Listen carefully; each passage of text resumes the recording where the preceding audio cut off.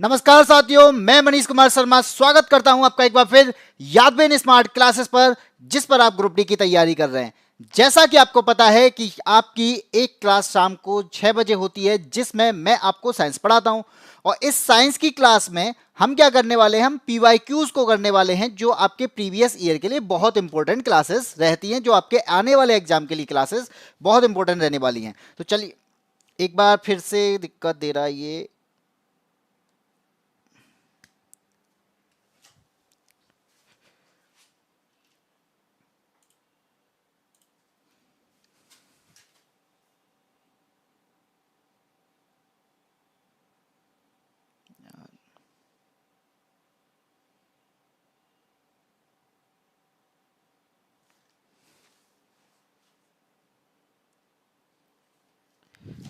चलिए बात करते हैं। अब दिव्यांशी आ चुकी हैं। थोड़ी सी क्लास में डिस्टर्ब हुआ था, जो उसकी वजह से मैंने क्लास को एंड कर दिया था। अब क्लास हम दोबारा से स्टार्ट कर रहे हैं। अब आप एक बात बता दीजिए, क्या मेरी वॉइस आ रही है? क्या आपको मेरी वॉइस सुनाई दे रही है? और अगर हाँ तो हम बढ़ते हैं आगे। आज आपका जो सेट चलने वाला है 25 अगस्त 2022 का चलने वाला है। इसमें हम शिफ्ट फर्स्ट को कंप्लीट करने वाले हैं। इससे पहले हम कई शिफ्ट को कर चुके हैं, जो कि आपकी प्लेलिस्ट बना दी गई है। आप उन प्लेलिस्ट पर जाकर उन क्लासेस को देख सकते हैं। बाकी आपको पता है, जीएस ललित सर के द्वारा पढ़ाई जाती है, साइंस मेरे द्वारा पढ़ाई जाती है, और मैथ्स जो है यादबिन सर के द्वारा पढ़ाई जाती है। इसी के साथ में मैं बता दूं कि हम लोग यादबिन स्मार्ट क्लासेस पे जो कुछ भी पढ़ रहे हैं, उन सबकी प्लेलिस्ट भी बनी हुई है। तो ग्रुप डी के लिए जो आप प्लेलिस्ट देखना चाहते हैं, उन प्लेलिस्ट पे जाकर उन क्वेश्चंस को यहाँ पे आप कर सकते हैं। बाकी साइंस की प्लेलिस्ट में आपको प्रीवियस ईयर के सारे क्वेश्चन, सारे एग्जाम यहाँ पर आपको मिलते जाएंगे। राम राम भाई और दिव्यांशी, राम राम, गुड इवनिंग। अब बात करते हैं कि आपको पीडीएफ चाहिए, तो पीडीएफ के लिए आपको टेलीग्राम के यादबिन स्मार्ट क्लासेस के चैनल पे जाना पड़ेगा, जहां पे हमारी आपकी सारी जितनी भी पीडीएफ हैं वो आपको यहाँ पे मिल जाएंगे। अब बात करते हैं क्वेश्चन नंबर 1, क्योंकि हम थोड़ा सा लेट हो गए, इसलिए मैं थोड़ा सा जल्दी चला हूं। अब बात करते हैं क्वेश्चन नंबर 1 की। क्वेश्चन नंबर 1 क्या कहता है? हमारे सामने क्वेश्चन दिया गया है, निम्न में से कौन सा वैद्युत अपघटनी अपघटन अभिक्रिया का उदाहरण है? हमसे बोला गया है इनमें से कौन सा इलेक्ट्रोलिटिक डिकम्पोजिशन रिएक्शन का एग्जाम्पल है। तो सबसे पहले भाई हमें अपघटन पता होना चाहिए। अपघटन होता क्या है? अगर हमसे पूछा जाए अपघटन अपक्रिया क्या होती है, तो मैं ये बोलूंगा कि अगर एक अभिकारक से टूटकर दो या दो से ज्यादा प्रोडक्ट बन जाए, एक अभिकारक है और उससे टूटकर दो या दो से ज्यादा प्रोडक्ट अगर हमें मिल जाते हैं, उसे हम अपघटन अपक्रिया कहते हैं। तो दिमाग में आ रहा होगा, सर ये भी अपघटन अपक्रिया है, जहां पे हमें दो प्रोडक्ट मिल रहे हैं, एक से टूट के हमें दो मिले। यहां भी क्या हुआ, एक से टूटकर हमें दो मिले। यहां सब में आपको एक प्रोडक्ट जो है, यहां पर क्या है, अभिकारक जो है वो दो प्रोडक्ट में टूट रहा है। अब मैं यहां पे बात ये करता हूं कि आपने सुना होगा अपघटन अभिक्रिया के कई सारे एग्जाम्पल होते हैं, जिसमें से एक एग्जाम्पल है ऊष्मीय अपघटन, और एक एग्जाम्पल आप देख पा रहे हैं कौन सा, वैद्युत अपघटन। इन दोनों में फर्क बस इतना है कि जब ऊष्मीय अपघटन होगा तो वहां पे क्या दी जाएगी, वहां पे हीट दी जाएगी, और वैद्युत अपघटन होगा वहां पे क्या दिया जाएगा, वहां पे करंट दिया जाएगा, जिसके बाद में वो दो पार्ट में टूट जाएगा, यानी दो प्रोडक्ट देगा। तो इसमें से ऐसी कौन सी अभिक्रिया है? तो याद रखना, करंट देकर तोड़ने वाली अभिक्रिया जल है। तो जल को अगर आप अलग करना चाहते हैं, जल में से हाइड्रोजन और ऑक्सीजन को अलग करना चाहते हैं, तो वहां पर हम उसे करंट देकर तोड़ते हैं। इसलिए इसका जो आंसर होने वाला है वो क्या हो जाएगा, ऑप्शन नंबर सी हो जाएगा। क्या हो जाएगा? दिव्यांशी ने बी बताया, भाई दी बी आंसर नहीं होगा, ऑप्शन नंबर सी होगा। हीट देने वाला अगर मैं कहूं तो हीट देने वाला क्या है, यहां पे ZnCO3 है। यहां पे अगर हम हीट प्रोवाइड करते हैं, तो हीट प्रोवाइड करने के बाद वो जिंक ऑक्साइड और कार्बन डाइऑक्साइड में कन्वर्ट हो जाता है। कोई बात नहीं दिव्यांशी, चलिए आगे बढ़ते हैं, क्वेश्चन नंबर 2 पे आते हैं। क्वेश्चन नंबर 2 थोड़ा सा आपको दिख रहा होगा कि बड़ा सा है, ठीक है। इसके बाद में आपको दिख रहा है कि 1 सेंटीमीटर ऊंचाई वाली, क्या 1 सेंटीमीटर ऊंचाई वाली किसी वस्तु को 10 सेंटीमीटर फोकस दूरी वाले अवतल दर्पण के सामने 18 सेंटीमीटर की दूरी पर उसके मुख्य अक्ष पर रखा गया है। तो लैंग्वेज को समझने की कोशिश करना। यहां पे बोला गया है कि मेरे पास में दर्पण कौन सा है, भाई वो अवतल दर्पण है। तो मैंने बना लिया एक अवतल दर्पण, ये बन गया आपके पास में अवतल दर्पण, ठीक है। बोला गया है 1 सेंटीमीटर ऊंचाई वाली, एक वस्तु जो रखी गई है अवतल दर्पण के सामने वो 1 सेंटीमीटर की ऊंचाई वाली है। फिर कह रहा है कि इसी वस्तु को 10 सेंटीमीटर फोकस दूरी वाले अवतल दर्पण, तो इस अवतल दर्पण की जो फोकस दूरी है जिसे हम F कहते हैं, इसकी जो दूरी है वो कितनी है, 10 सेंटीमीटर है।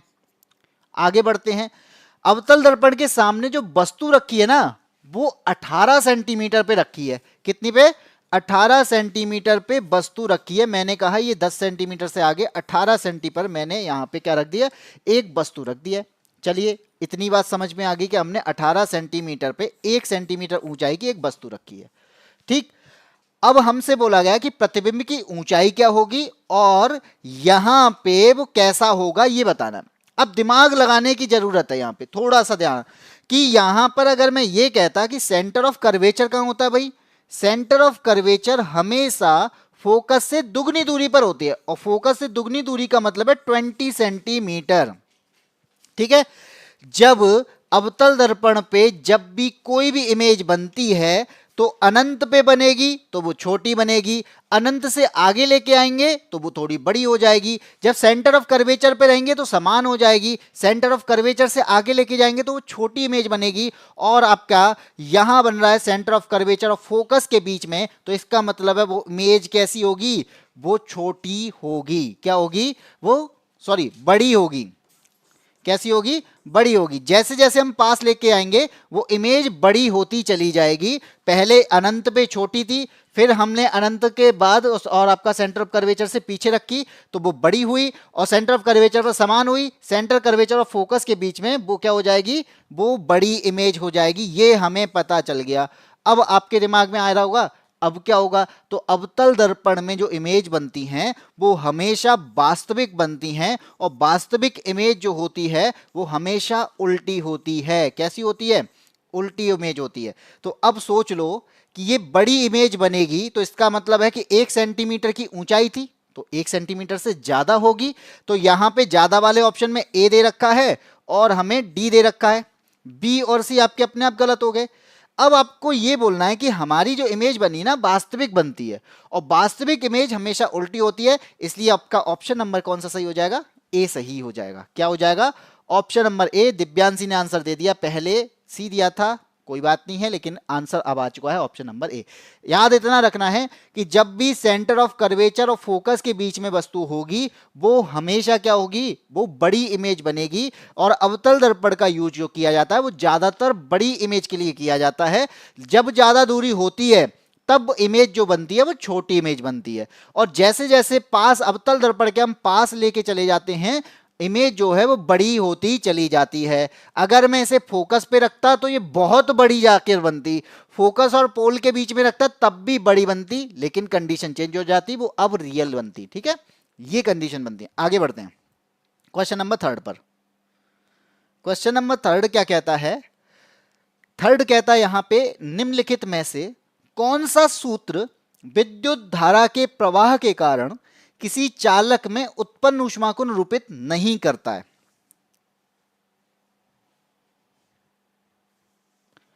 बताओ।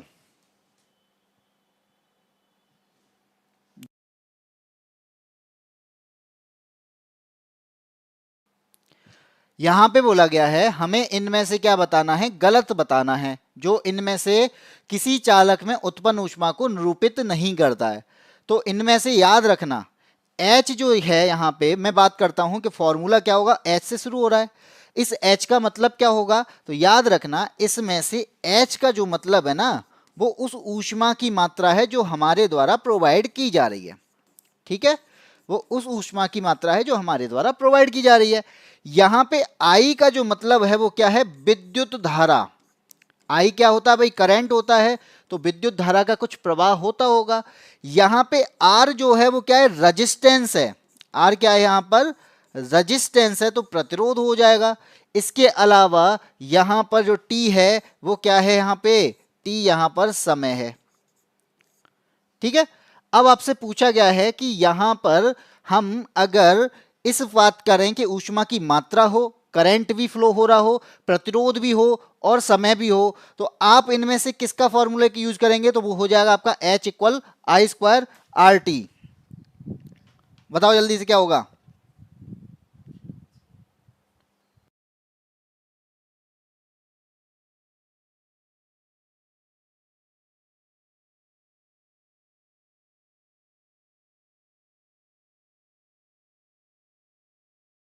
यहां पे मैंने बताया H ऊष्मा की मात्रा है, I यहां पे करंट फ्लो हो रहा है, R प्रतिरोध है, क्योंकि प्रतिरोध ज्यादा रखा है, R स्क्वायर का मतलब क्या है, यहां पे प्रतिरोध ज्यादा है, इस वजह से वो हीट देने लगता है। हीट देने लगता है, जैसे का एग्जाम्पल आपने देखा होगा, इसी का एग्जाम्पल होता है हीटर, इसी का एग्जाम्पल होती है केतली। हर वो चीज जो क्या करती है, प्रतिरोध के कारण वो ऊष्मा देने लगती है, वो क्या होगी, वो आपके यहाँ पे तापन का एग्जाम्पल होगा, जिसमें ये सारी चीजें यूज हो रही होंगी। अब इनमें से आप एक बात देखेंगे कि एक जो है जिसमें प्रतिरोध, याद रखना, जब तक हम रेजिस्टेंस नहीं देंगे तब तक ऊष्मा उत्पन्न नहीं होगी, रेजिस्टेंस देंगे तभी ऊष्मा उत्पन्न हो सकती है। तो इन चारों में से ऐसा कौन सा है जिसमें रेजिस्टेंस नहीं दे रखा, भाई ऑप्शन नंबर सी, इसमें रेजिस्टेंस नहीं दिया है। इसका मतलब है कि जब तक अगर हम रेजिस्टेंस नहीं देंगे तो क्या ऊष्मा उत्पन्न होगी, नहीं होगी।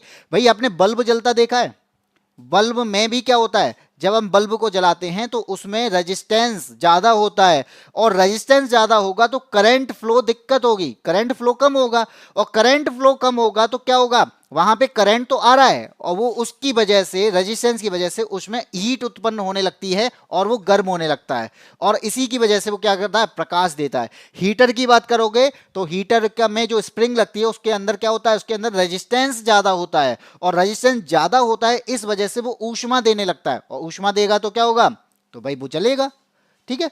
तो उसी की वजह से उसमें प्रकाश आता है। तो इस वाले में क्या कह रहा है, भाई रेजिस्टेंस ही नहीं है, और रेजिस्टेंस नहीं है तो करंट फ्लो नहीं होगा। आगे बढ़ते हैं, क्वेश्चन नंबर 4 पे आते हैं। क्वेश्चन नंबर 4 कहता है यहां पे, फिर से अवतल दर्पण दिया है, अभी हमने समझा था अवतल दर्पण को। एक अवतल दर्पण है, किसी वस्तु का वास्तविक उल्टा और छोटा प्रतिबिंब निर्मित करता है। तो हमें पता है कि अवतल दर्पण में ज्यादातर यानी 6 कंडीशन होती हैं, 6 कंडीशन में 5 कंडीशन में वास्तविक बनता है। वास्तविक इमेज कैसी होती है, उल्टी इमेज होती है, ये बात आप रट लो। वास्तविक इमेज हमेशा उल्टी होती है, यानी जिस किसी की आपको दिखती है ना रियल इमेज, वो कैसी होती है, उल्टी इमेज होती है। और अगर हम बात करें सीधी इमेज कब बनती है, जब वो वर्चुअल हो, यानी सीधी इमेज क्या इमेजिनरी होती है। तो ध्यान मत देना कोई अगर सीधी इमेज बताता है। अब बात करते हैं इसकी, ये क्या है, अवतल दर्पण। अवतल दर्पण में एक साइड पॉलिश होती है जो कि आपका क्या है, बाहर वाला एरिया। ये क्या होता है, इसका सेंटर ऑफ कर्वेचर, इसे कहते हैं हम फोकस। यहाँ पे क्या होता है, पोल होता है, ये बात सबको पता है। अब मैं वस्तु को कहाँ रखूं कि वस्तु का यहां पे क्या हो जाए, प्रतिबिंब वास्तविक हो, उल्टा हो और छोटा हो। अगर मैं यहां पे वस्तु को रखता हूं कहां पे, अनंत पे, तो प्रतिबिंब बनता है बड़ा। प्रतिबिंब कैसा बनेगा, बड़ा प्रतिबिंब बनेगा, ठीक है। अनंत के बाद अगर सेंटर ऑफ कर्वेचर से पीछे रखता हूं मैं ना, वस्तु को मैं कहां रखूं, सेंटर ऑफ कर्वेचर पर, तो याद रखना यहां बड़ा लिखना, ये बनेगा छोटा और बिंदु के आकार का बनेगा, ठीक है। और अगर मैं सेंटर ऑफ कर्वेचर के पास पीछे रखूं तब भी क्या बनेगा, ये छोटा बनेगा। लेकिन जैसे ही मैं सेंटर ऑफ कर्वेचर पे रखता हूं तो क्या होता है, समान आकार का बनता है, और इसके बाद अवतल दर्पण में बड़े आकार की इमेज बनती हैं। हमें क्या चाहिए, छोटे आकार की चाहिए। छोटे आकार की या तो अनंत पे बन रही है या फिर सेंटर ऑफ कर्वेचर से पीछे बन रही है। अनंत हमें ऑप्शन में दिया नहीं है, इस वजह से क्या हो जाएगा, सेंटर ऑफ कर्वेचर से पीछे। तो आपका ऑप्शन नंबर सी सही हो जाएगा, ठीक है। क्यों सही हुआ, मैंने बताया कि जैसे जैसे अवतल दर्पण के पास वस्तु आती जाएगी, वस्तु का आकार जो है बड़ा होता चला जाएगा, और जैसे जैसे वस्तु से पीछे चली जाएगी, अवतल दर्पण से पीछे वस्तु रखते चले जाएंगे तो क्या होगा, वस्तु का आकार जो है वो छोटा होता चला जाएगा। तो कर्वेचर की बात करता हूं मैं, सेंटर ऑफ कर्वेचर इन चीजों को डिवाइड कर रहा है। सेंटर ऑफ कर्वेचर के राइट में इमेज बड़ी बनती है, सेंटर ऑफ कर्वेचर के लेफ्ट में इमेज छोटी बनती है। यहां पे मुझे बस 2 कंडीशन दिखी जिसमें इमेज छोटी बन रही है। हमें पूछा गया है छोटी इमेज, तो छोटी इमेज कहां बनेगी, सेंटर ऑफ कर्वेचर के पीछे बनेगी या फिर अनंत पे बनेगी। इसलिए इसका आंसर क्या हो जाएगा, आपका सेंटर ऑफ कर्वेचर के पीछे यानी परे। चलिए आगे आते हैं, क्वेश्चन नंबर 5वां। 5वां क्या कहता है, देखो निम्नलिखित में से कौन सा पादप कोशिका में स्टार्च, प्रोटीन और तेल कणिकाओं का संग्रहण करता है। तेल कणिकाओं यानी फैट की बात कर रहा है, तेल कणिका नहीं है ये फैट है, ठीक है, यानी वसा की बात कर रहा है। अगर मैं यहां पे बात करूं, पादप कोशिका की बात हो रही है, पादप कोशिका में यहां पे यानी क्या पाया जाता है भाई, प्लास्टिड पाया जाता है, सबको पता है। और ये प्लास्टिड जो है कई टाइप के होते हैं, जिनमें एक होता है आपका क्या, क्रोमोप्लास्ट। एक आपका क्या कहलाता है, क्रोमोप्लास्ट कहलाता है। एक जो होता है जिसे हम क्लोरोप्लास्ट कहते हैं, और एक होता है जिसे हम ल्यूकोप्लास्ट कहते हैं। अब ये ऑप्शन आपको सारे दिख रहे होंगे, ल्यूकोप्लास्ट भी दे रखा है इसमें, आपका क्लोरोप्लास्ट भी दे रखा है, क्रोमोप्लास्ट भी दे रखा है, और प्रोटोप्लास्ट भी दे रखा है। इनमें से ऐसा कौन सा है जो क्या कर रहा है, स्टार्च और प्रोटीन और फैट का यहां पे संग्रहण यानी स्टोर करता है। मैं यहां पे अगर आपको क्लोरोप्लास्ट की बात करूं, तो क्लोरोप्लास्ट को आप सभी जानते हैं कि इसके अंदर क्लोरोफिल पाया जाता है। और यहां पे क्या होता है, क्लोरोफिल की वजह से पत्तियों का जो रंग होता है वो हरा होता है। सभी जानते हैं कि पेड़ के पास में क्या होता है, पेड़ के अंदर प्लास्टिड होते हैं, प्लास्टिड में क्लोरोप्लास्ट होता है, क्लोरोप्लास्ट में क्लोरोफिल पाया जाता है, क्लोरोफिल में मैग्नीशियम पाया जाता है, और मैग्नीशियम की वजह से पत्तियों का रंग जो होता है वो हरा होता है। ठीक है, अब बात करते हैं भाई, हरे रंग के अलावा बाकी तो बहुत सारे कलर मिलते हैं भाई, हमारे पास में फल मिलते हैं, फल के अलावा आप देखोगे भाई फूल होते हैं, दोनों के रंग जो होते हैं वो अलग अलग होते हैं, कोई लाल होता है, कोई पीला होता है, कोई बैगनी होता है। तो ये अलग अलग जो कलर मिल रहे हैं ना, वो किसकी वजह से, ये आपको मिलते हैं क्रोमोप्लास्ट की वजह से। तो फ्रूट्स और जो यानी फल जो और फ्लावर जो होते हैं, इनमें जो कलर पाया जाता है वो किसकी वजह से मिलता है, वो क्लोरोप्लास्ट की वजह, क्रोमोप्लास्ट की वजह से मिलता है। और हरा कलर किसकी वजह से, क्लोरोप्लास्ट की वजह से। जिसकी वजह से कोई भी कलर नहीं मिलता यानी कलर लेस होता है, वो क्या है, वो हमारा ल्यूकोप्लास्ट है। अब दिमाग में आ रहा होगा कि कलर लेस की तो बात ही नहीं कही गई है, हमसे बोला गया है स्टार्च, प्रोटीन और फैट। तो याद रखना, ये ल्यूकोप्लास्ट के पास में एक काम होता है कि स्टोर करता है, किसको स्टोर करता है, स्टार्च को स्टोर करता है, ये फैट को स्टोर करता है, प्रोटीन को स्टोर करता है। ठीक है, तो आपका आंसर क्या हो जाएगा, आपका आंसर हो जाएगा अवर्णी लवक यानी ऑप्शन नंबर बी, ल्यूकोप्लास्ट, जिसके पास में काम होता है सिंथेसिस करना किसका, फैटी एसिड का और अमीनो एसिड का। और ये कलरलेस होता है, स्टार्च का यहाँ पे स्टोर करता है, लिपिड्स का स्टोर करता है, प्रोटीन का स्टोर करता है, फैट का स्टोर करता है। तो ये काम किसका है, ये ल्यूकोप्लास्ट का है, ऑप्शन नंबर बी का। बाकी इन दोनों का काम है कलर देना। और कलर कैसा, अगर आप हरा कलर दे रहे हैं तो भाई क्लोरोप्लास्ट है, अगर हरे कलर के अलावा भी आप अलग कलर दे रहे हैं तो वो क्या है, वो क्रोमोप्लास्ट है। आया समझ, हाँ जी बी होगा, अब तो बी होगा ही। आगे बढ़ते हैं, क्वेश्चन नंबर 6 पे आते हैं। क्वेश्चन नंबर 6 क्या कहता है, बताइए, क्वेश्चन को पढ़िए और आंसर दीजिए।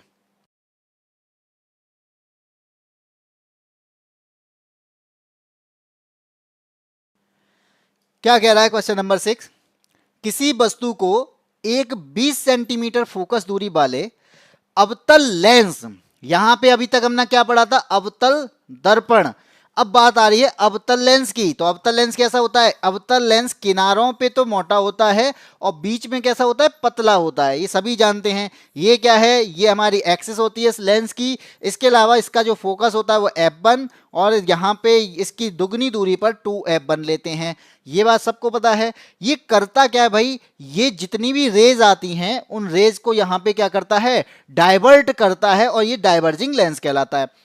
अब बात करते हैं वस्तु कहां रखी है, 10 सेंटीमीटर की दूरी पे। वस्तु कहां रखी है, 10 सेंटीमीटर की दूरी पे मैंने रखा है वस्तु को, ये गई वस्तु 10 सेंटीमीटर की दूरी पे।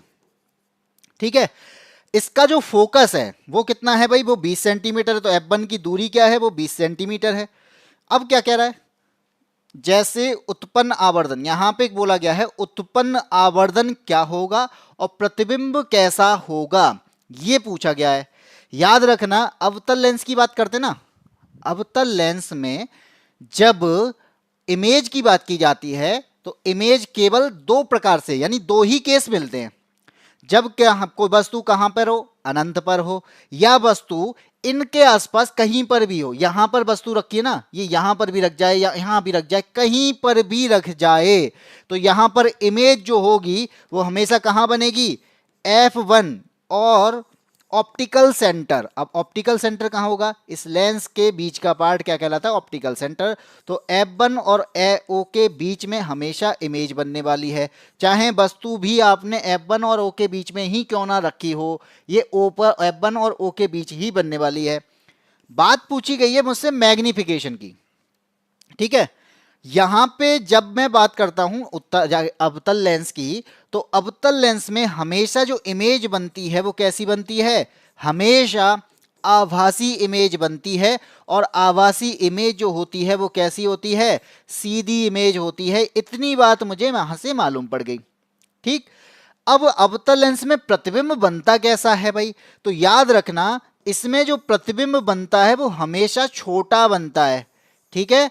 अब ये बात आती है कि छोटा, अब काम है मैग्निफिकेशन का, क्योंकि आंसर मुझे किससे मिलेगा, मैग्निफिकेशन से। तो मैग्निफिकेशन की वैल्यू कितनी हो कि वो छोटा प्रतिबिंब दे, तो याद रखना मैं बता चुका हूं कि मैग्निफिकेशन की जो वैल्यू है अगर 1 से कम होती है तो हमेशा छोटा प्रतिबिंब आएगा। तो यहां पर अब बता दो कौन सा होगा, 1 से कम में हमें क्या दे रखा है, ए दे रखा है, और 1 से कम में बी दे रखा है, सी और डी यहां पे हो जाएंगे गलत। बचा हमारे पास एक उल्टा प्रतिबिंब और एक सीधा प्रतिबिंब। तो मैंने बताया अवतल लेंस में हमेशा आभासी प्रतिबिंब बनता है, और आभासी प्रतिबिंब कैसा होता है, सीधा होता है, इसलिए आपका ऑप्शन नंबर ए यहां पे सही हो जाएगा। तो यहां पे दिव्यांशी का, एएसपी का, दोनों का आंसर आ चुका है, ऑप्शन नंबर ए बिल्कुल सही है। अब बढ़ते हैं अगले क्वेश्चन पे। क्वेश्चन नंबर क्या कहता है, 7 को पढ़ो और आंसर दो। आपसे बोला गया है तारपीन के तेल और कांच के अपवर्तनांक हमें दे रखे हैं। तारपीन के तेल का अपवर्तनांक कितना दे रखा है, 1.47, ठीक है। और यहां पे कांच का अपवर्तनांक कितना दे रखा है, 1.52। कोई प्रकाश किरण तारपीन के तेल से कांच में गमन करती है। अब यहां पे क्या होगा, मीडियम चेंज हो रहा है, और अगर मीडियम चेंज होता है तो मैंने बताया था कि जब भी कभी भी मीडियम चेंज होगा तो वो क्या होगा, अपवर्तन होगा। तो यहां पे मैंने क्या बोला कि ये इस लाल कलर के ऊपर हमें तारपीन दिखता है, और तारपीन के नीचे हमें क्या दिखता है भाई, ऑयल दिखता है, यानी क्या है, कांच, सॉरी कांच दिखता है, ठीक है। अब क्या होगा, यहां पर जब भी प्रकाश की किरण आएगी, जब भी कोई भी प्रकाश की किरण आएगी तो वो नॉर्मल से होके जाएगी। अब बात करते हैं कि प्रकाश की किरण आएगी कैसे, तो चलिए उसकी भी बात करते हैं कि प्रकाश की किरण तारपीन से होकर आ रही है। अब मुझे तारपीन का अपवर्तनांक दे रखा है, कितना दे रखा है भाई, 1.47, और कांच का अपवर्तनांक दे रखा है कितना, 1.52। इन दोनों की अगर मैं बात करूं तो आपको दिख रहा होगा घनत्व किसका ज्यादा है, डेंसिटी किसकी ज्यादा है, और डेंसिटी जिसकी ज्यादा होगी तो कहां पर क्या होगा, प्रकाश की किरण उसकी ओर झुकेगी। तो कांच की डेंसिटी ज्यादा है तो प्रकाश की किरण अब सीधे न जाकर क्या हो जाएगा, नॉर्मल की तरफ आएगी। ये बात आपको मालूम होनी चाहिए, ठीक है। अब बोला गया तारपीन के तेल के सापेक्ष कांच का अपवर्तनांक कितना होगा। अब दिमाग लगाओ, यहां पे मुझे दिया गया है क्या, एक तो दिया गया दूर और एक दिया गया और, तो अविलंब की ओर झुक रही है, ये हमने इसी से समझ लिया। तो अविलंब की ओर हमें सी दे रखा है और डी दे रखा है, इसका मतलब ए और बी गलत हो गए। अब बात करते हैं आगे की, आगे क्या कहता है, तो हमें क्या निकालना है, अपवर्तनांक। तो अपवर्तनांक को कहां से रिप्रेजेंट करते हैं, म्यू से। कहां से निकालना है, तारपीन के तेल के सापेक्ष, जिसके सापेक्ष निकाला जाता है तो वहां वो क्या होता है, जिसके सापेक्ष निकाला, यानी किसका निकाला जा रहा है, तारपीन के सापेक्ष किसका, कांच का। तो तारपीन को मैं यहां पे लिख देता हूं ऑयल, ऑयल को मैंने ओ से रिप्रेजेंट कर दिया, ऑयल के सापेक्ष कांच का अपवर्तनांक, तो इसको इस तरीके से लिखेंगे ओ म्यू जी, ऑयल के सापेक्ष ग्लास का अपवर्तनांक। और जिसका अपवर्तनांक क्या है, बाद में लिखा गया है वो आएगा ऊपर, और जिसका अपवर्तनांक पहले लिखा है वो आएगा नीचे। और जी का हमें कितना दिया है भाई, 1.52 और O का कितना दिया है 1.47 और ये आंसर आएगा आपका 1.07 के आसपास। तो अब यहाँ पे ऑप्शन में कोई भी 1.07 नहीं है, लेकिन इस 3 को मैं अगर सही कर दूं तो ये होगा 1.07 और इसी के आधार पर आपका जो आंसर आएगा वो क्या हो जाएगा, ऑप्शन नंबर डी। दिव्यांशी ने आंसर दिया है डी, बिल्कुल सही है। यहाँ पे क्या हो रहा है, मैंने बताया तारपीन के तेल का अपवर्तनांक दे रखा है, कांच का अपवर्तनांक दे रखा है, हमें दोनों का अपवर्तनांक दिया। हमने इस आधार पर देखा कि दोनों में से किसकी डेंसिटी ज्यादा होगी, जिसकी डेंसिटी ज्यादा वो सघन माध्यम, जिसकी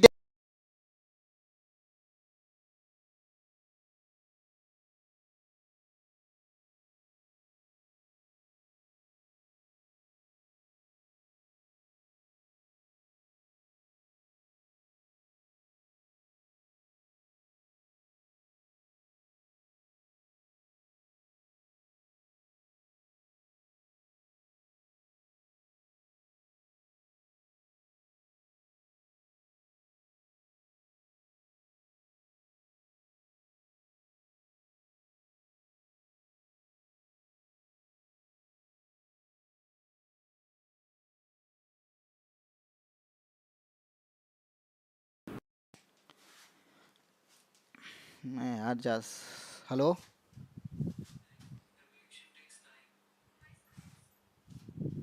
हेलो आ रही है वॉइस, आ गई होगी अब सभी पे, को वॉइस दिख रही होगी, सुन रही सुनाई दे रही होगी, दिख तो नहीं रही होगी। ठीक है,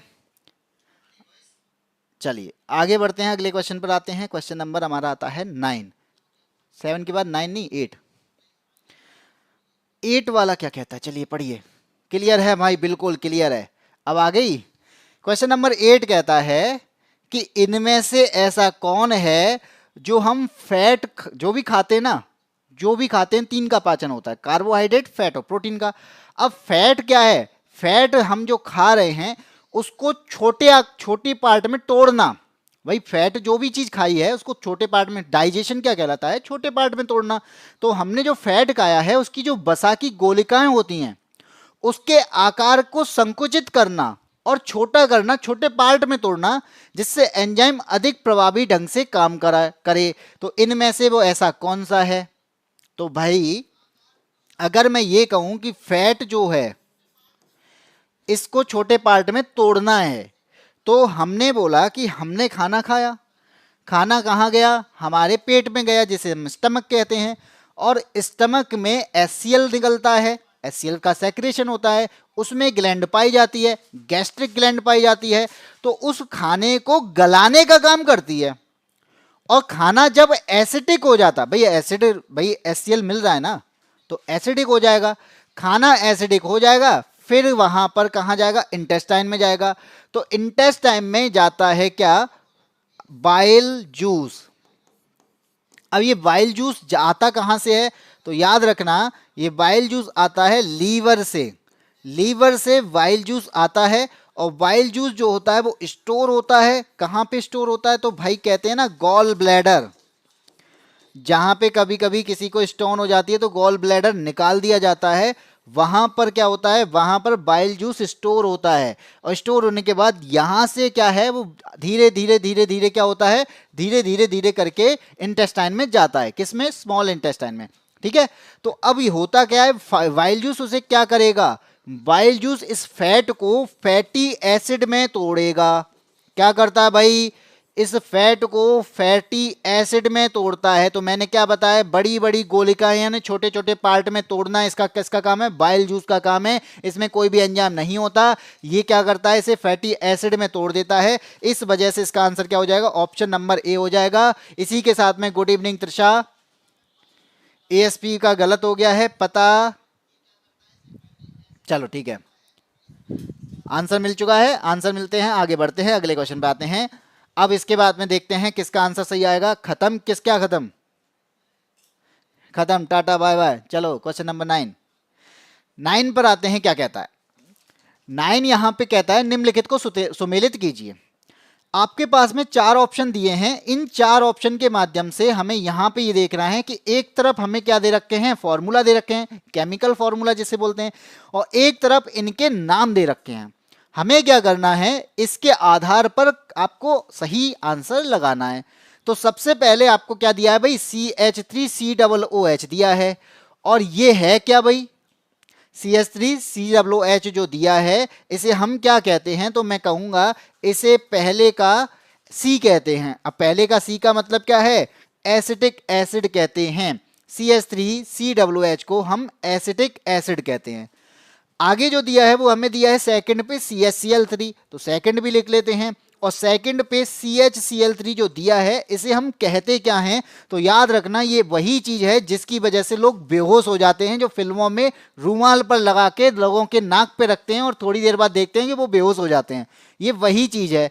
अब यहां पे देख लो कौन सी ऐसी चीज है जिसकी वजह से बेहोश हो सकते हैं, तो आपके दिमाग में आ रहा होगा या तो एथेनॉल होगी या फिर क्लोरोफॉर्म होगी। एथेनॉल को पीना पड़ता है, क्लोरोफॉर्म को क्या करना पड़ता है, क्लोरोफॉर्म को सूंघना पड़ता है। तो इसका आंसर क्या हो जाएगा, सेकंड का हो जाएगा डी। अब आते हैं थर्ड पे, तो थर्ड की बात करते हैं कौन, CH3CH2OH। ठीक है, यहां पे OH जो जुड़ा है इसका मतलब है कि ये कोई ना कोई क्या होगी, ये एल्कोहल होगी। और एल्कोहल हमारे पास में देखा जाए तो कहां दिख रही है, बी में दिख रही है, तो आपका थर्ड का हो जाएगा बी। और लास्ट बचा जो कि आपकी एक गैस के रूप में भी मिलती है जिसे हम कहते हैं मीथेन, और आपका CH4 क्या है, मीथेन है। हमें मिला फर्स्ट का सी, सेकंड का डी, थर्ड का वी और फोर का ए। तो आप देखो किस में दिया गया है, फर्स्ट का सी, सेकंड का डी, थर्ड का वी और फोर का ए। आपका ऑप्शन नंबर बी यहां पे सही हो जाएगा। दिव्यांशी ने आंसर दे दिया है और त्रिशा शर्मा का वेलकम हो गया है, तो त्रिशा शर्मा पढ़ लो तो बहुत अच्छा रहेगा। अब इसके साथ में आपके आंसर आने चाहिए। गुड इवनिंग के बाद में कुछ नहीं होता भाई, क्लासेस में आंसर भी देने होते हैं जिससे आपका फोकस बढ़ेगा अदर चीज़ों की जगह पर, तो आप ध्यान दीजिए इस पर। बाकी के लोग भी आंसर दें, क्या क्या आंसर होंगे इसके। अब आते हैं अगले क्वेश्चन पे, क्वेश्चन नंबर 10। 10 क्या कहता है आपसे,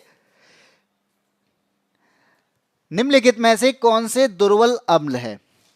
तो याद रखना, दुर्बल अम्ल और स्ट्रॉन्ग, आपके एक होता है आपका स्ट्रॉन्ग एसिड और एक होते हैं वीक एसिड। ठीक है, जब स्ट्रॉन्ग और वीक की बात आती है तो इसको हम किस तरीके से रिप्रेजेंट करते हैं, तो आपको पता होना चाहिए जिसके पास में पीएच वैल्यू क्या होगी। पीएच वैल्यू क्या होती है भाई, जहां पे जिसकी पीएच वैल्यू 7 है वो आपका क्या होता है, वो आपका न्यूट्रल होता है। 7 से ज्यादा है तो वो क्या होता है, वो क्षार होता है। 7 से कम है तो वो क्या होता है, अम्ल होता है। लेकिन स्ट्रॉन्ग कौन होगा, जिसका पीएच वैल्यू सबसे कम होगी। अब पीएच वैल्यू क्या होती है, पीएच वैल्यू अगर 1 है तो इसका मतलब क्या है, वो स्ट्रॉन्ग एसिड है। अगर पीएच वैल्यू 14 है तो इसका मतलब क्या है, वो वीक, आपका वीक बेस है। तो इस तरीके से हम क्या बता सकते हैं, हम उनके आधार पर इसको क्या कहेंगे कि दुर्बल अम्ल और स्ट्रॉन्ग एसिड के बारे में बता सकते हैं। तो अब यहां पे मैं बात करता हूं कि आपको कौन कौन से यहां पे स्ट्रॉन्ग एसिड दिख रहे हैं। तो आपको पता है HCl की बात करूं, ये सबसे स्ट्रॉन्ग एसिड में माना जाता है क्योंकि इसकी पीएच वैल्यू क्या होती है, 1 होती है। और मैं CH3COOH की बात करूं, जिसे हमने एसिटिक एसिड बोला, ये एसिटिक एसिड जो है ये क्या है, ये स्ट्रॉन्ग नहीं है, ये वीक एसिड है। तो आप देखो CH3COOH हमें किस किस में दिख रहा है, ए में दिख रहा है, सी में दिख रहा है और डी में दिख रहा है। तो बी ऑप्शन यहां से हो जाता है गलत। आगे बढ़ते हैं, हमें दिखता है H2SO4 जिसे सल्फ्यूरिक एसिड के नाम से जानते हैं। तो इसका मतलब ये है आपका स्ट्रॉन्ग। मैं यहां पे लिख देता हूं एस, एस से आप पहचानोगे स्ट्रॉन्ग, और जिसके पास में बी डब्ल्यू लिखा है वो आपका वीक है। HNO3 की मैं बात करता हूं, इसकी भी पीएच वैल्यू 7 से कम होती है और ये आपकी 4 से भी कम होती है। इसका मतलब क्या है, ये क्या है, स्ट्रॉन्ग है। आगे बढ़ते हैं, H2CO3 दिया है जिसे हम कार्बोनिक एसिड कहते हैं। कार्बोनिक एसिड की बात करूं तो ये वीक एसिड है, और H2SO3 की मैं बात करता हूं तो ये आपका स्ट्रॉन्ग एसिड है। तो आप बताओ हमारे पास में वीक कौन मिले, केवल 2 मिले। ऑप्शन नंबर ए में आपका आंसर मिल जाएगा, CH3COOH, H2CO3 यानी कार्बोनिक एसिड और एथेनोइक एसिड जो हैं ये दोनों क्या हैं, ये हमारे वीक एसिड कहलाते हैं। इनकी पीएच वैल्यू जो होती है वो 7 के आसपास होती है या फिर 7 से कम होती है। लेकिन बाकी के जो दिख रहे हैं HCl, H2SO4, H2CO और HNO3 और H2SO3, इनकी जो पीएच वैल्यू होती है वो 1 से 4 के बीच में होती है। इस वजह से इन्हें हम क्या कहते हैं, स्ट्रॉन्ग एसिड कहते हैं। आगे बढ़ते हैं, क्वेश्चन नंबर 11 पर आते हैं। त्रिशा शर्मा ने आंसर दे दिया है option number A, Sanjeev Thakur ने आंसर दे दिया, दिव्यांशी ने आंसर दे दिया है। तो इसी के साथ में त्रिशा शर्मा का फोकस बड़ा है कि अब पढ़ाई पर, तो चलिए पढ़ाई करते हैं, आगे बढ़ते हैं, क्वेश्चन नंबर 11 पर आते हैं। लेकिन क्वेश्चन तो आया नहीं, क्वेश्चन से पहले आया है हमारा भी ऐड। अब इस ऐड को थोड़ा सा सुन लेते हैं, क्या कहता है भाई ऐड। ऐड हमारा है कि आपने हमारी थ्योरी देख ली होगी, हम किस तरीके से आपको क्वेश्चंस को समझा रहे हैं, पीवाईक्यूज को समझाने की कोशिश करते हैं और इसको इजी लैंग्वेज में लेके जाते हैं जिससे कि चीजें और क्लियर हो पाए। अब यहाँ पे इनको अच्छे से समझना है तो भाई थ्योरी भी पढ़नी होती है, और आपको थ्योरी को पढ़ना है तो एक ऐसे टीचर से पढ़ना होगा जो आपको इजी लैंग्वेज में पढ़ाए, तो वो आपको मैं दिख रहा हूँगा। तो इसी वजह से मैं कहूँगा कि आप ऐसा करो, आपको थ्योरी पढ़नी है तो यादविन स्मार्ट क्लासेस की एप्लीकेशन को डाउनलोड करो। सबसे पहले कहाँ से मिलेगी, प्ले स्टोर से मिलेगी। प्ले स्टोर से जब डाउनलोड कर लोगे तो क्या करोगे भाई, तो उस पर रजिस्ट्रेशन करोगे। रजिस्ट्रेशन करने के बाद क्या करना है, तो आपको यहाँ दिख जाएगा ग्रुप डी का चैंपियन बैच, और ये चैंपियन बैच जो है ये हमारा बैच जो केवल 399 रुपए में है। तो 399 रुपए जितने में आप रिचार्ज नहीं करा पाते उससे कम में, दुगना मैं कहता हूं डिवाइड कर दो 2 से, तब भी हमारा सस्ता पड़ेगा। तो 399 रुपए में हम आपको क्या दे रहे हैं, लाइव क्लासेस दे रहे हैं, रिकॉर्डिंग अवेलेबल करा रहे हैं, नोट्स प्रोवाइड कर रहे हैं, पढ़ा भी रहे हैं, और 4 टीचर पढ़ा रहे हैं। मैं 4 नहीं 7 टीचर पढ़ा रहे हैं, जिसमें आपको ज्योग्राफी, हिस्ट्री, पॉलिटी ये सब कंप्लीट कराई जाएगी। मैथ्स अलग टीचर पढ़ाएंगे, साइंस तो मैं पढ़ाऊंगा ही, रीजनिंग अलग टीचर पढ़ाएंगे। तो आपको देखो कम से कम 6 से 7 टीचर केवल ग्रुप डी के बैच को पढ़ाने के लिए हैं। तो 399 रुपए में 7 अलग अलग टीचर आपको अगर पढ़ा रहे हैं, अलग अलग फेस दिख रहे हैं, तो आप पढ़ लो भाई, अच्छे से पढ़ लो। ठीक है, तो क्या करना है भाई, पहले एप्लीकेशन डाउनलोड करनी है और खरीदना है। कितने में खरीदना है, 399 रुपए में। 4 हजार, 3 हजार, 2 हजार के आसपास कोर्स मिल रहे हैं पूरा ग्रुप डी का। 399 में आप खरीद सकते हो, बहुत अच्छे से पढ़ सकते हो। आगे बढ़ते हैं, क्वेश्चन नंबर 11 पर आते हैं। सर ग्रुप डी में इंटरेस्ट नहीं है, तो भाई किस चीज में इंटरेस्ट है उसका बता दो। कहीं ना कहीं कुछ ना कुछ तो इंटरेस्ट होगा कहीं ना कहीं पे। सर ऐसे सुनाओगे तो देना ही पड़ेगा भाई, बिल्कुल मैं तो सुनाऊंगा, आपका काम है सुनना। सर में इंटरेस्ट है, कौन सा सर, जो पढ़ा रहा है वो या जो भेजा होता है वो। क्वेश्चन नंबर 11 की बात करते हैं। निम्नलिखित में से कौन सा प्लास्टर ऑफ पेरिस का उपयोग है। तो जितने भी बात कर रहे हैं ना, जो बात कर रहे हैं कि सर में इंटरेस्ट है, जिनको ये कह रहे हैं कि सर ग्रुप डी में इंटरेस्ट नहीं है, ग्रुप डी में इंटरेस्ट नहीं है और मुझ में इंटरेस्ट है, बातें कर रहे हो, तो इससे बेस्ट है कि अगर फालतू की बातें करोगे तो पीओपी का यूज करना पड़ेगा, जिससे आपकी हड्डियां टूट गई तो पीओपी का यूज करना पड़ेगा, और हमसे यही पूछा गया है पीओपी का यूज। तो अब बात करते हैं, क्वेश्चन भी सही टाइम पे आया है। क्वेश्चन नंबर 11 कहता है प्लास्टर ऑफ पेरिस का यूज कहाँ किया जाता है। तो भाई जिसकी हड्डी टूट जाती है, जो फालतू की बकवास करता है, और फालतू की बकवास करने से हड्डी टूट जाएंगी, और हड्डी टूट जाएंगी तो उनको जोड़ना पड़ेगा, तो जोड़ने के लिए हम पीओपी का यूज करते हैं, प्लास्टर ऑफ पेरिस का। ठीक है, तो यहाँ पे प्लास्टर ऑफ पेरिस का यूज करने पर हमारे इनमें से क्या आंसर होगा। तो आपसे कहा गया है भाई प्लास्टर ऑफ पेरिस से कांच बनाते हो, नहीं बनता। कांच कहाँ बनता है, साबुन। तो साबुन आप नहाते होगे रोजाना, तो पता चलता है कहीं ऐसा ऐसी चीज है प्लास्टर ऑफ पेरिस जैसी जो बहुत ज्यादा कठोर होगी, नहीं दिखती है। तो पहला आपका ये हो जाएगा गलत। घरेलू, तो प्लास्टर ऑफ पेरिस को घरेलू में कौन यूज करता है भाई, शोधन मार्जक में, क्लीनिंग एजेंट के रूप में। क्या उससे कुछ साफ किया जाता है, वो तो जम और जाता है, साफ कैसे करोगे। थर्ड की बात करते हैं तो खिलौने बनाए जाते हैं, बात सही है, खिलौने इससे बनाए जाते हैं। क्यों बनाए जाते हैं, क्योंकि एक मजबूत चीज है। आप इससे कुछ चीजें बनाते हो तो बनाने पर क्या हो जाती है, वो एकदम बहुत कठोर बन जाती है, तो इस वजह से खिलौने बना सकते हैं, सजावटी सामान बना सकते हैं, और सतह जो होती है आपकी जो सरफेस होती है इसको चिकना कर सकते हैं। अगर हड्डी टूट जाती है तो प्लास्टर ऑफ पेरिस से ऊपर क्या कर देते हैं, उसे चिकना कर देते हैं जिससे दिक्कत ना हो। तो क्या होगा, थर्ड हो जाएगा। बेकिंग सोडे का इसका कोई यूज नहीं है, तो केवल आपका हो जाएगा केवल थर्ड, यानी ऑप्शन नंबर ए। दी को बहुत हंसी आ रही है भाई, दी को तो हंसी आएगी। आरपीएफ में जाना है तो आरपीएफ में भाई, आरपीएफ भी तो आपका रेलवे का ही है, और रेलवे का है तो साइंस पूछी जाएगी, और साइंस का तो बैच है ही है भाई ये। और मैं अपना बैच साइंस का एक अलग भी सेपरेट बैच भी लेके आने वाला हूं, जो आपको बहुत और इससे भी सस्ता पड़ने वाला है। तो अगर आपको मेरे साथ में साइंस पढ़नी है, सेपरेट बैच चाहिए, तो मैं सेपरेट बैच पढ़ाऊंगा और उसमें केवल साइंस मिलने वाला है। अब आप बताओ साइंस को पढ़ने वाले हो कि नहीं? ठीक है, तो चलते हैं आगे क्वेश्चन नंबर 12 पे। 12 क्या कहता है? यस सर, देखो साइंस तो पढ़ने को तैयार है सब, ग्रुप डी पढ़ने को तैयार नहीं है। क्वेश्चन नंबर 12 की बात करते हैं। साइंस में अगर पढ़ने को तैयार हो तो चैप्टर भी बता दो, कौन सा चैप्टर पढ़ने को तैयार हो।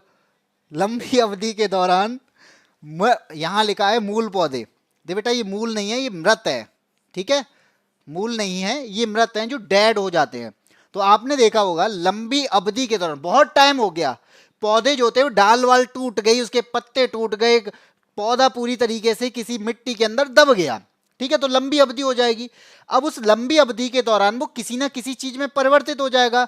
तो किस में परिवर्तित हो जाएगा? उसको कहेंगे कार्बोनीकरण, यानी उसके अंदर कार्बन की मात्रा जम जाएगी, बढ़ जाएगी। तो अब आप बताओ कि इनमें से ऐसा कौन सा है, यानी लंबी अवधि के दौरान मृत होने के बाद वो इनमें चेंज हो जाएगा। तो आप बताओ क्या वो जीवाश्म? जीवाश्म वो खुद है, चेंज थोड़ी हो रहा है, जीवाश्म तो वो खुद है। वो किस में चेंज हो जाएगा? कार्बोनीकरण कब होगा? जब उसके अंदर कोयला जम जाएगा, यानी वो कोयला बन जाएगा। कोयले की प्रक्रिया, कोयला बनने की प्रक्रिया कार्बोनीकरण कहलाती है। तो मृत पौधे से अगर वो कोयले में कन्वर्ट होता है तो हम उसे क्या कहते हैं? उसे हम कोयला कहते हैं या कार्बोनीकरण कहते हैं। ठीक है सर, आरपीएफ का पेपर हो गया है, उसमें नंबर अच्छे हैं, तभी तो फिजिक्स की तैयारी चल रही है। तो बहुत अच्छी बात है, अगर आपका नंबर आ गया है तो इसी के लिए आप फिजिक्स की तैयारी अच्छे से कर सकते हो। अगर आप मेरे साथ में फिजिक्स की तैयारी करना चाहते हैं, थ्योरी पढ़ना चाहते हो, तो आप बैच ले सकते हैं। मैं अपना साइंस का बैच लेके आने वाला हूँ। उसके अलावा हमारे यहाँ पे फिजिक्स को कंप्लीट कर दिया गया। आप हमारे यूट्यूब चैनल पर जाके प्लेलिस्ट में जाके उनकी प्रैक्टिस कर सकते हैं। भाई पूरी प्रैक्टिस कराई है, तो उनको भी देख सकते हैं। दिव्यांशी कहती है मैं नहीं हंसूंगी। क्यों नहीं हंसोगे? मेरे को दोनों पे दिक्कत है, हंसने पर भी और ना हंसने पर भी। तो भाई हंसो भी, हंसना जरूरी है। त्रिषा शर्मा का आंसर आ गया बी। चलिए आगे बढ़ते हैं क्वेश्चन नंबर 13 पे। अब दिया है दो बल्ब। ठीक है, दो बल्ब हैं मेरे पास में, ए और एक बी है। ए और बी को दिए गए वोल्टेज पर क्रमशः 100 वाट और 25 वाट रेट किया गया है। एक बल्ब जो है यानी ए वाला जो है वो 100 वाट का है और बी वाला जो है 25 वाट का है। जो 100 वाट वाला है वो मेकअप वाला है, जो ज्यादा चमकेगा। ठीक है, तो यहां पे बात आती है बल्ब ए और बल्ब बी के प्रतिरोध का अनुपात ज्ञात कीजिए। हमारे पास में बल्ब दे रखा है और प्रतिरोध का अनुपात निकालना है। और बल्ब जलेगा कब? जब प्रतिरोध होगा, यानी रेजिस्टेंस होगा। कोई भी बल्ब कब जलेगा? जब रेजिस्टेंस होगा।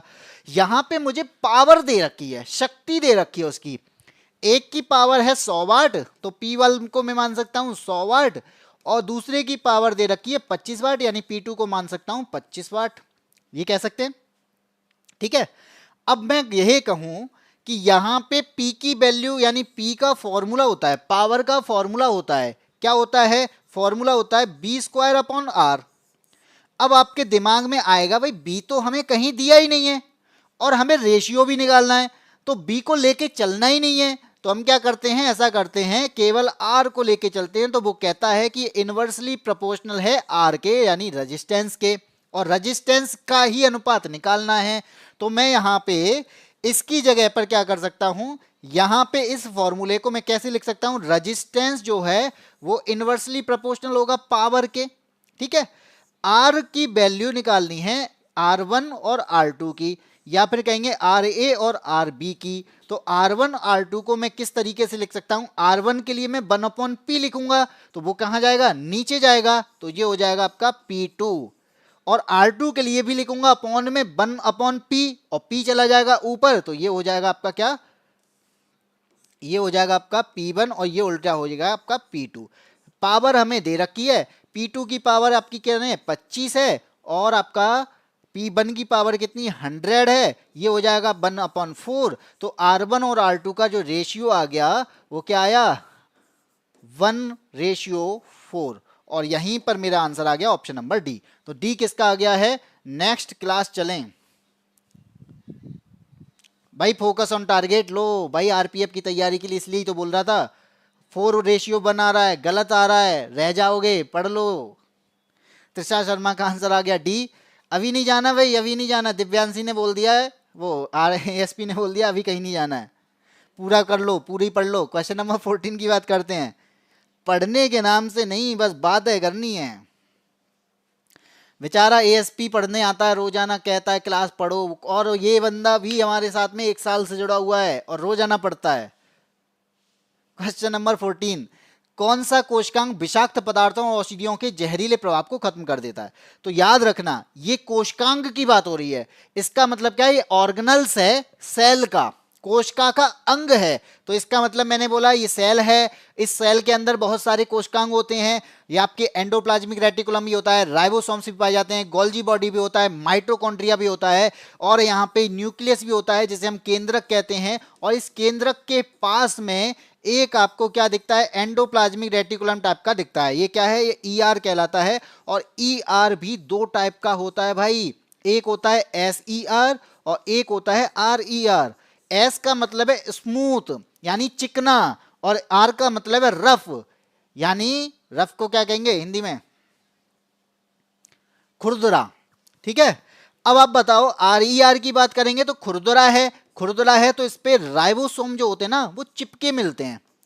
और यहाँ पे एसईआर की बात करो, ये चिकना है तो इस पे फिसल जाते हैं। तो जब फिसल जाओगे तो राइबोसोम तो इस पे मिलने वाले नहीं है, तो ये करेगा क्या, इसका कुछ काम चेंज हो जाता है। क्या हो जाता है कि ये हमारे अंदर जो सेल के पास में जहरीला प्रभाव होता है ना उसको खत्म करने की कोशिश करता है। तो इसी वजह से इसका जो आंसर हो जाएगा वो तो ऑप्शन नंबर ए हो जाएगा।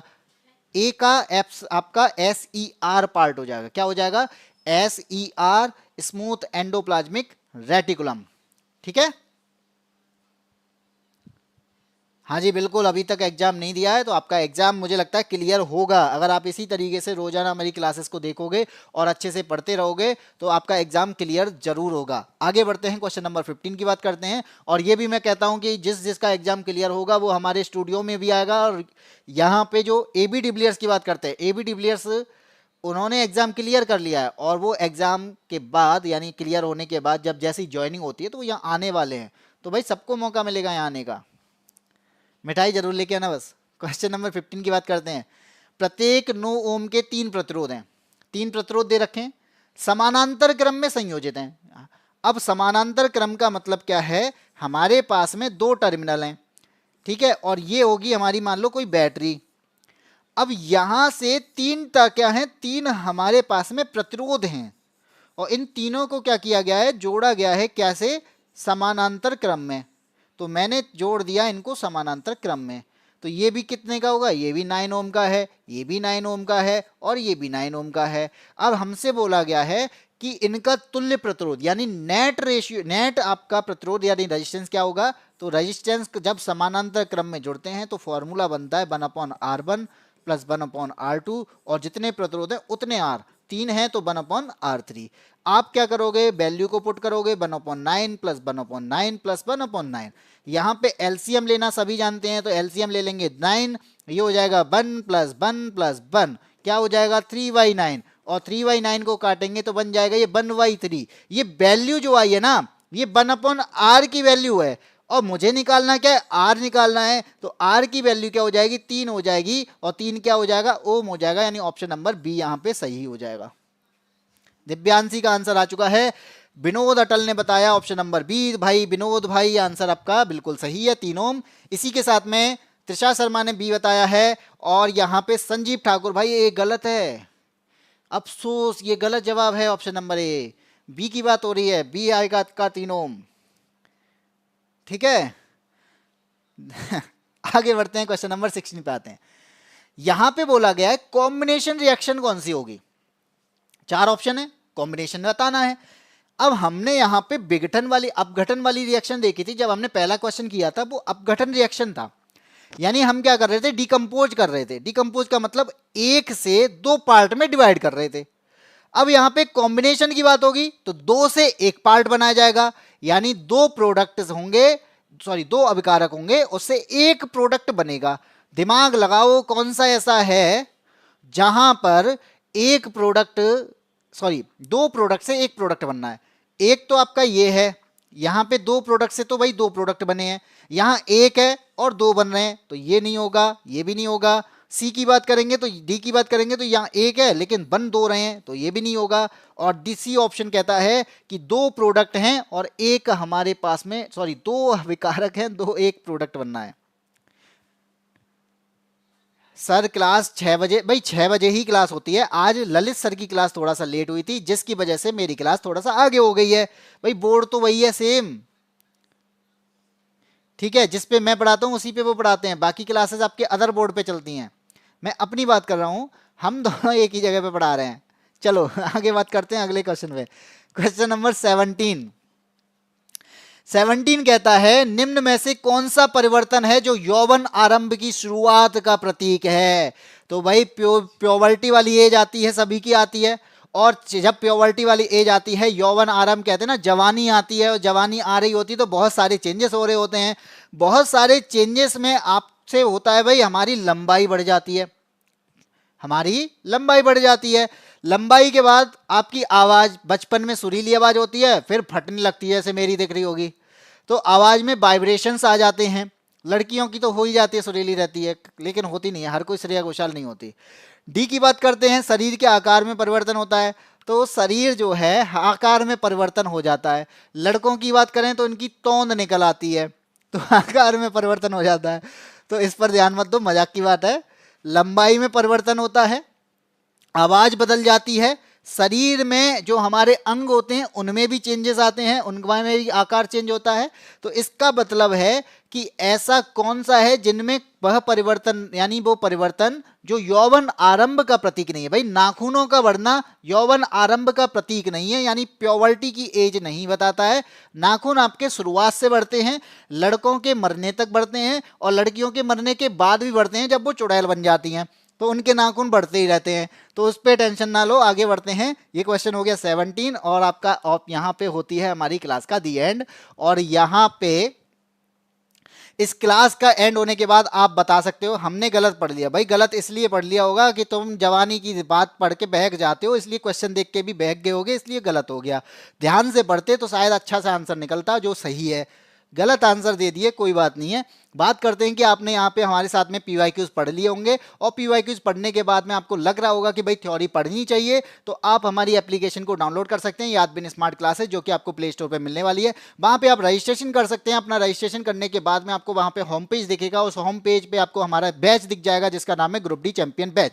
और इस ग्रुप डी चैंपियन बैच की कीमत मात्र 399 में है। और अगर आपको कोई भी और अधिक जानकारी चाहिए तो आपको ये नंबर दिए हैं, नंबर पर आप कॉल कर सकते हैं, हम लोग ही उठाने वाले हैं, और हम लोग ही आपसे बात करने वाले हैं, टेंशन ना लो। इसी के साथ में आपने जो भी पढ़ा है, आज की वीडियो देखी होगी, पढ़ लिया होगा, इस वीडियो को पढ़ने के बाद आपके माइंड में आ रहा होगा कि हमें इनकी अदर वीडियो भी देखनी चाहिए। तो उसके लिए हम लोगों ने क्या कर रखा है भाई, प्लेलिस्ट बना रखी है। तो जो छूट गया है ना वो आपको मिल सकता है केवल पढ़ाई में, और बाकी जो चला गया है उसे जाने दो। यहाँ पे बात करते हैं साइंस की। तो ये पूरी साइंस की प्लेलिस्ट है, जिसमें आपको अदर वीडियो मिल जाएंगे, हमसे पहले के वीडियो जो मैंने पढ़ा रखे हैं। सर मेरे नेल पड़े पड़े हैं, अच्छा बड़े बड़े हैं। हाँ तो तुम लड़की हो ना, तो यही तो मैं बोला। सर आप बात करेंगे? हाँ जी, क्यों नहीं करेंगे, करोगे तो कर लेंगे। अब बात करते हैं यहाँ पे, पीडीएफ चाहिए। सबके माइंड में होगा कि भाई पढ़ तो लिया, माइंड में निकल गया, तो उसके लिए क्या करेंगे, पीडीएफ आपको डाउनलोड करनी है। अब पीडीएफ डाउनलोड करने के लिए आपको क्या करना पड़ेगा, यादविन स्मार्ट क्लासेस के टेलीग्राम चैनल पे जाना पड़ेगा। टेलीग्राम पे जाओ, सर्च करो, सर्च करने के बाद में आपको यादविन स्मार्ट क्लासेस दिख जाएगा। वहां पे आपको उसको ज्वाइन करना है, और ज्वाइन करने के बाद में आपको सारी फाइल्स दिखनी है, जहां पे मैंने जो कुछ भी पढ़ाया है सब कुछ फाइल्स आपको यहाँ पे मिलने वाली है। तो इसी के साथ में जल्दी से हमारे टेलीग्राम चैनल को भी सब्सक्राइब कीजिए, हमारे यूट्यूब चैनल को तो सब्सक्राइब करना ही है। इसी के साथ में आगे बढ़ते हैं। ये हमारी जो बैच आ रहा है उसकी पूरी डिटेल है, हम क्या क्या देने वाले हैं। लाइव क्लासेस सभी देते हैं, क्या अलग है, रिकॉर्डिंग में अवेलेबल रहेगा, सभी देते हैं, क्या अलग है।